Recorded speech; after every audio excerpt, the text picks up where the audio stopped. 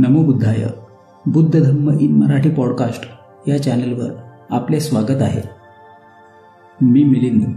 याआधी आपण शुद्ध मनास केलेला प्रणाम श्रेष्ठ आहे हे कथावाचन बघितले. आज आपण त्याच्या 4 गोष्टी वाढतात हे कथावाचन बघूया. दीर्घायू कुमारची गाथा. एकदा तथागत बुद्ध दिघल कंपकात थांबले होते.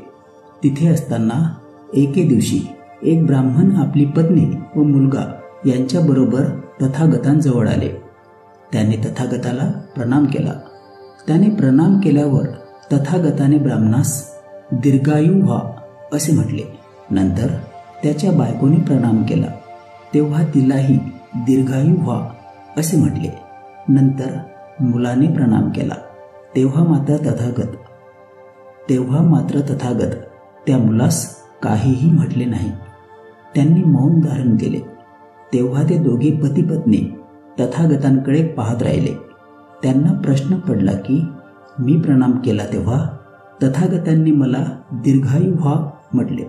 माझ्या पत्नीने प्रणाम केल्यावर तिलाही तथागत दीर्घायू व्हा म्हणाले. परंतु माझ्या लहान मुलाने प्रणाम केल्यावर तथागत काहीच म्हणाले नाहीत.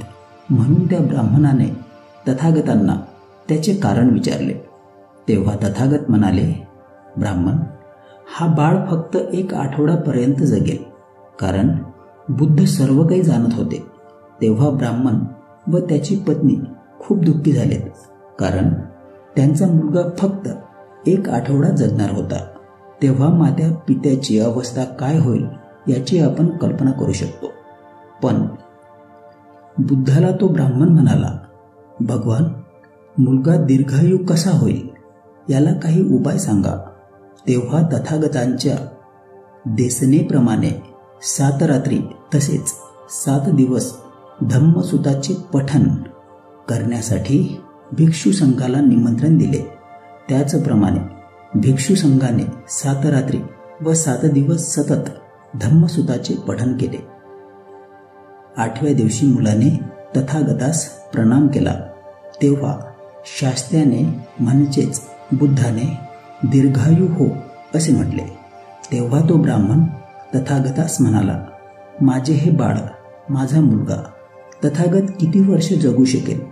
तेव्हा तथागत म्हणाले, हा मुलगा 120 वर्षांपर्यंत जगेल. बुद्धांच्या करुणेमुळे जे बालक बालपणातच मरण पावले असते त्याला दीर्घायुष्य लाभले. याचे जेव्हा धर्मसभेत भिक्षुगण चर्चा करू लागले तेव्हा बुद्ध म्हणाले, भिक्षूंनो, जेव्हा लोक गुणवंतास प्रणाम करतात तेव्हा त्याचे फक्त आयुष्यच वाढत नाही तर त्याच्यात 4 गोष्टींची वृद्धी होते. आयु, वर्ण, सुख आणि बल. ते विघ्नापासून मुक्त होतात आणि आयुपर्यंत जिवंत राहतात. पुढे उपदेश देताना त्यांनी एक गाथा सांगितली. त्या गाथेचा अर्थ, जो अभिवादनशील आहे व जो नेहमी वृद्धांची सेवा करतो त्याच्या 4 गोष्टी वाढतात. आयु, वर्ण, सुख आणि बल. सार, आदर्शाच्या वंदनाने 4 फायदे होतात. मला आशा आहे की तुम्हाला आजची कथा आवडली असेल. पुन्हा भेटूया छान अशा नवीन एपिसोडमध्ये. तोपर्यंत बुद्ध धम्म इन मराठी पॉडकास्ट चॅनलला लाईक, सबस्क्राईब आणि शेअर करायला विसरू नका. धन्यवाद.